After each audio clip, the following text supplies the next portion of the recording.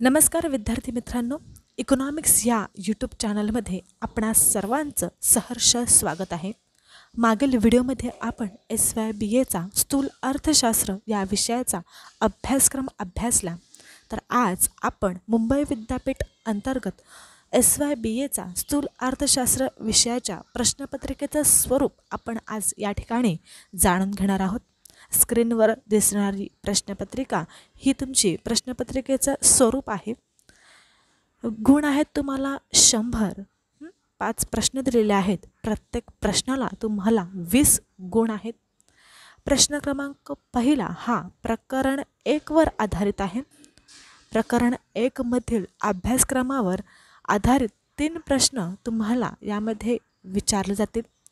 त्यात तुम्हाला कोणतेही 2 प्रश्न लिहायचे आहेत. आता इथे जाणून घ्या की तुम्हाला जी उत्तरपत्रिका महाविद्यालयातून दिली जाते त्यात तुम्हाला संपूर्ण प्रश्न लिहिण्याची आवश्यकता नाही. फक्त प्रश्न क्रमांक आपल्याला उत्तरपत्रिकेमध्ये अपेक्षित आहेत. आता प्रश्न क्रमांक 1ला गुण आहेत तुम्हाला 20, म्हणजे प्रत्येक प्रश्न हा 10 गुणांचा असणार आहे. आता 10 गुणांना एक प्रश्न आहे म्हटल्यावर एका प्रश्नाचे उत्तर हे उत्तरपत्रिकेचं 1 पेज पाठपोट आणि दुसरं पेज अर्ध लिहिणं महाविद्यालयास अपेक्षित आहे.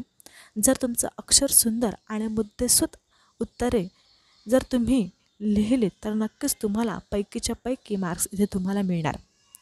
प्रश्न क्रमांक 2.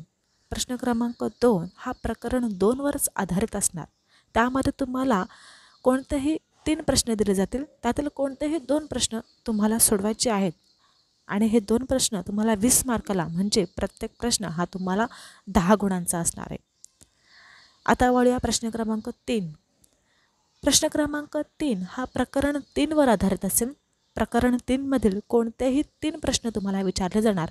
त्यातील कोणतेही 2 प्रश्न तुम्हाला प्रश्न क्रमांक 3 मध्ये लिहायचे आहेत. गुण असणार आहे 20.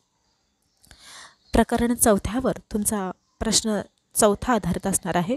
त्यातील कोणतेही 3 प्रश्न महाविद्यालय विचारणार आणि त्यातील कोणतेही 2 तुम्हाला इथे लिहायचे आहेत.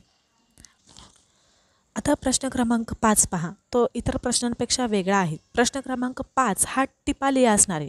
अ, ब, क, ड असे 4 प्रश्न तुम्हाला विचारले जाणार. हा प्रश्न प्रकरण क्रमांक 1 वर आधारित असणार आहे. ब हा प्रकरण 2 वर आधारित असणार आहे. क हा प्रकरण 3 वर आधारित असणार आहे आणि ड हा प्रकरण 4 वर आधारित असणार आहे.